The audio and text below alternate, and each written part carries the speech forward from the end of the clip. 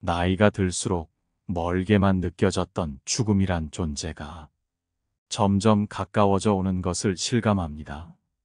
주변 사람들이 하나둘 아프기 시작하고 내 곁을 떠나는 경험도 하게 됩니다.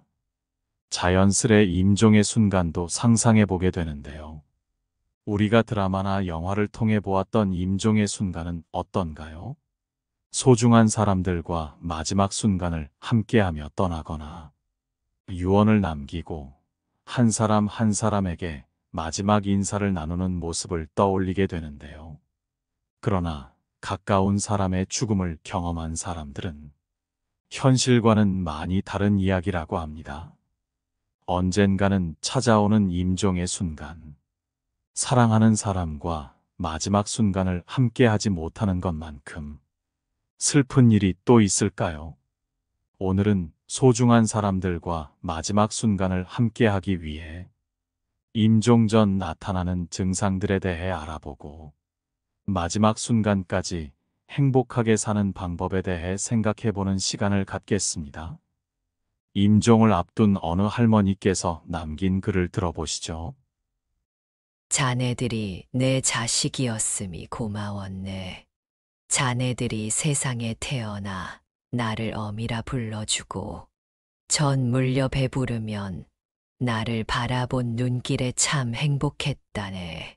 지압이 일어 세상 무너져 험한 세상 속을 버틸 수 있게 해줌도 자네들이었네.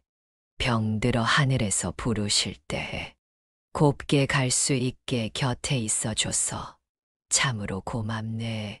자네들이 있어서 잘 살았네. 자네들이 있어서 열심히 살았네. 딸아이야, 맏며느리, 맏딸 노릇 버거웠지. 큰애야 맞이 노릇하느라 얼마나 힘들었니. 둘째야 일찍 어미 곁을 떠나 홀로 서느라 많이 힘들었던 것 다 안단다. 막내야 어미 젖이 시원치 않음에도 공부하느라 애써줘서 고맙구나. 고맙다, 사랑한다. 그리고 다음에 만나자. 마지막 순간까지도 온통 자식들을 향한 관심과 사랑으로 가득 차 있는 것이 느껴집니다. 여러분은 마지막 순간에 소중한 사람들에게 어떤 말을 남기고 싶나요? 죽음이란 갑작스레 찾아올 수 있는 일이기 때문에 우리는 죽음이 다가올 때 어떤 증상이 있는지 알아볼 필요가 있습니다. 첫 번째, 수면 시간이 급격히 늘어난다. 노인이 되면 아침 잠이 없어진다는 말을 많이 들어보셨죠? 그러나 죽음이 가까이 오면 잠자는 시간이 늘어나게 된다고 합니다. 나이가 들수록 신진대사가 떨어지게 되고 우리 몸의 장기들이 점점 제 기능을 하지 못하게 되기 때문인데요. 하루에 무려 16시간에서 20시간 정도 잠을 자게 됩니다. 많은 사람들이 부모님을 떠나보내기 전 편안한 모습으로 깊게 잠든 모습을 본 경험이 많다고 합니다. 이럴 때 옆에 있다면 잠에서 깨라고 큰 소리로 말하거나 흔들지 말고 평소에 하듯 잔잔하고 부드럽게 이야기하는 것이 옳은 방법입니다. 항상 곁을 지키고 있는 보호자들의 경우 전보다 수면 시간이 길어졌다는 것을 느끼게 되고 너무나도 비통한 마음으로 조금씩 마음의 준비를 하게 된다고 합니다. 두 번째, 식욕이 줄어든다. 몸의 장기들이 이미 약해진 상태로 에너지를 필요로 하지 않기 때문입니다. 점점 먹는 양이나 횟수가 줄어들게 되고 나중에는 식음을 전폐하게 됩니다. 이 시기에는 환자와 가족들 모두 마음의 준비를 할 시기가 되었다는 것을 느낀다고 합니다. 이때가 오면 식욕 부진은 자연스러운 현상이기 때문에 좋은 영양분을 공급한다고 해서 건강 상태가 나아지거나 하는 것은 아니라고 합니다. 억지로 음식을 먹이다가 오히려 구토로 인한 호흡 곤란 등의 위험이 있을 수 있기 때문에 먹고 싶은 것이 있거나 마시고 싶은 것이 있을 때 잘 챙겨드리는 것이 도리가 아닐까 생각해 보게 됩니다. 세 번째, 체온이 점점 떨어진다. 그 이유는 혈액순환이 원활하게 이루어지지 않기 때문입니다. 신체는 장기 손상을 막는 것에 우선을 두게 되어 혈액을 심장과 내장 쪽에 보내게 되고 상대적으로 혈액을 원활히 공급받지 못하는 팔과 다리가 점점 차가워지고 창백하게 변합니다. 나중에는 이런 변화가 얼굴에도 나타나게 된다고 합니다. 이 경우 환자 본인은 이러한 변화를 느끼지 못하기 때문에 담요나 얇은 이불로 따뜻하게 해드리는 것이 좋습니다. 네 번째, 호흡의 변화. 임종이 가까워진 환자의 경우 호흡이 불규칙하게 변합니다. 예를 들어서 호흡을 몰아서 쉬고 몸의 근육들을 사용해서 숨을 쉬기 때문에 불편한 것처럼 보여지기도 합니다. 그러나 임종이 가까운 환자 본인은 불편을 느끼지 않는다고 하며 죽음이 굉장히 가까이 왔다는 신호로 볼 수 있다고 합니다. 이렇듯 언젠가는 죽음을 맞이해야 할 순간이 옵니다. 죽음에 대한 이미지가 공포스럽기 때문에 죽음에 대해 생각하는 것이 쉽지만은 않습니다. 산자는 모두 고통을 두려워하고 죽음을 두려워한다고 한 석가모니의 말처럼 말입니다. 하지만 우리는 죽음에 대해 정확히 이해해야 될 필요가 있습니다. 지나온 삶을 성찰하고 앞으로의 삶을 가치 있게 살기 위함입니다. 현대의학에서는 사망의 3단계를 이렇게 얘기합니다. 첫 단계는 외출을 하지 못하는 단계입니다. 누군가의 도움이 없으면 집 밖을 나가지 못하는 단계입니다. 두 번째 단계는 병상을 벗어나지 못하는 단계입니다. 이때가 되면 나 혼자서는 아무것도 할 수 없게 됩니다. 주변 사람들이 힘든 것은 물론이고 내 몸이 내 몸처럼 움직여지지 않기 때문에 스스로 제일 고통스러운 상황이 됩니다. 마지막으로는 식사조차도 할 수 없는 단계입니다. 현대의학은 식사를 하지 못하더라도 직접적으로 영양 공급을 하고 삶을 유지시킬 수 있습니다. 이렇게라도 삶을 살아가려는 의지가 있는 사람이 있기도 하지만 삶을 포기하고 싶음에도 의사 표현이 불가능해 어쩔 수 없이 연명 치료를 받는 사람들도 많다고 합니다. 그렇기 때문에 죽음을 준비하는 방법으로 법적인 효력이 있는 문서를 작성하는 것이 좋은데요. 남은 사람들에게 남길 말과 유산과 관련된 내용이 담긴 유언장을 작성하거나 의사 결정 능력이 상실되었을 경우를 대비한 사전 연명 의료 의향서 등을 통해 회복 가능성이 없을 때 무의미한 연명 치료에 대한 의향을 서면으로 남겨놓는 방법도 있습니다. 죽음을 준비하는 두 번째 방법으로는 건강검진을 꾸준히 받는 것입니다.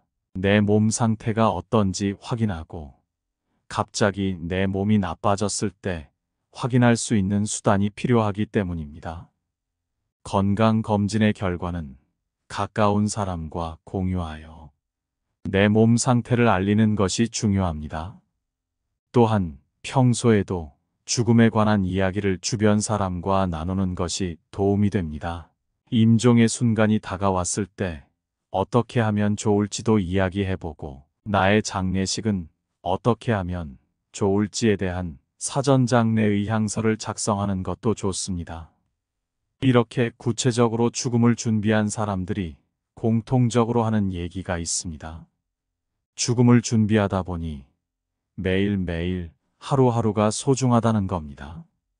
그래서 삶의 질이 높아졌다고 얘기합니다. 메멘토 모리, 죽는다는 것을 기억하라는 라틴어 문구입니다. 오늘이 마지막 날인 것처럼 사시길 바랍니다. 우리 인생의 시간은 결국 한정되어 있습니다. 이것을 항상 생각해 둔다면 해야 할 일을 더 이상 미루지 않고 행동으로 옮기는 동기를 얻을 수 있습니다. 또한 지금 이 순간이 얼마나 소중한지를 깨닫게 됩니다. 죽음을 준비하는 목적은 남은 인생을 어떻게 살아갈 것인지를 고민하는 것입니다. 나의 삶이 얼마나 남았는지를 생각하기보다는 앞으로의 삶과 마지막까지 가치 있는 삶을 실천하는 여러분이 되시기를 바라겠습니다. 나이가 들수록 멀게만 느껴졌던 죽음이란 존재가 점점 가까워져 오는 것을 실감합니다. 주변 사람들이 하나둘 아프기 시작하고 내 곁을 떠나는 경험도 하게 됩니다. 자연스레 임종의 순간도 상상해 보게 되는데요. 우리가 드라마나 영화를 통해 보았던 임종의 순간은 어떤가요? 소중한 사람들과 마지막 순간을 함께하며 떠나거나 유언을 남기고 한 사람 한 사람에게 마지막 인사를 나누는 모습을 떠올리게 되는데요. 그러나 가까운 사람의 죽음을 경험한 사람들은 현실과는 많이 다른 이야기라고 합니다. 언젠가는 찾아오는 임종의 순간, 사랑하는 사람과 마지막 순간을 함께하지 못하는 것만큼 슬픈 일이 또 있을까요? 오늘은 소중한 사람들과 마지막 순간을 함께하기 위해 임종 전 나타나는 증상들에 대해 알아보고 마지막 순간까지 행복하게 사는 방법에 대해 생각해보는 시간을 갖겠습니다. 임종을 앞둔 어느 할머니께서 남긴 글을 들어보시죠. 자네들이 내 자식이었음이 고마웠네. 자네들이 세상에 태어나 나를 어미라 불러주고 전 물려 배부르면 나를 바라본 눈길에 참 행복했다네. 지압이 일어 세상 무너져 험한 세상 속을 버틸 수 있게 해줌도 자네들이었네. 병들어 하늘에서 부르실 때 곱게 갈 수 있게 곁에 있어줘서 참으로 고맙네. 자네들이 있어서 잘 살았네. 자네들이 있어서 열심히 살았네. 딸아이야, 맏며느리, 맏딸 노릇 버거웠지. 큰애야 맞이 노릇하느라 얼마나 힘들었니. 둘째야 일찍 어미 곁을 떠나 홀로 서느라 많이 힘들었던 것 다 안단다. 막내야 어미 젖이 시원치 않음에도 공부하느라 애써줘서 고맙구나. 고맙다, 사랑한다. 그리고 다음에 만나자. 마지막 순간까지도 온통 자식들을 향한 관심과 사랑으로 가득 차 있는 것이 느껴집니다. 여러분은 마지막 순간에 소중한 사람들에게 어떤 말을 남기고 싶나요? 죽음이란 갑작스레 찾아올 수 있는 일이기 때문에 우리는 죽음이 다가올 때 어떤 증상이 있는지 알아볼 필요가 있습니다. 첫 번째, 수면 시간이 급격히 늘어난다. 노인이 되면 아침 잠이 없어진다는 말을 많이 들어보셨죠? 그러나 죽음이 가까이 오면 잠자는 시간이 늘어나게 된다고 합니다. 나이가 들수록 신진대사가 떨어지게 되고 우리 몸의 장기들이 점점 제 기능을 하지 못하게 되기 때문인데요. 하루에 무려 16시간에서 20시간 정도 잠을 자게 됩니다. 많은 사람들이 부모님을 떠나보내기 전 편안한 모습으로 깊게 잠든 모습을 본 경험이 많다고 합니다.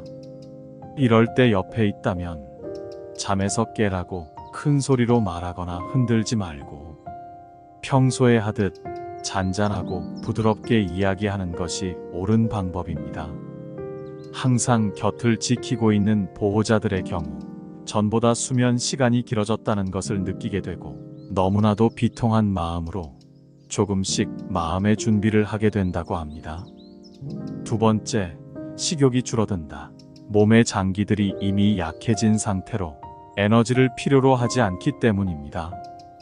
점점 먹는 양이나 횟수가 줄어들게 되고 나중에는 식음을 전폐하게 됩니다. 이 시기에는 환자와 가족들 모두 마음의 준비를 할 시기가 되었다는 것을 느낀다고 합니다. 이때가 오면 식욕 부진은 자연스러운 현상이기 때문에 좋은 영양분을 공급한다고 해서 건강 상태가 나아지거나 하는 것은 아니라고 합니다.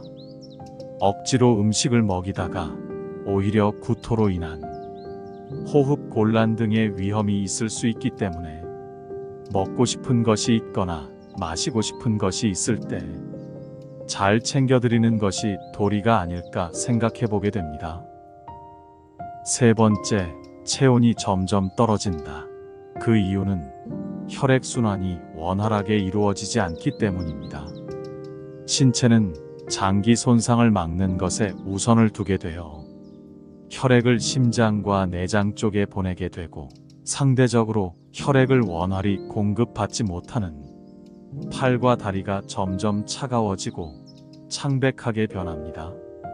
나중에는 이런 변화가 얼굴에도 나타나게 된다고 합니다.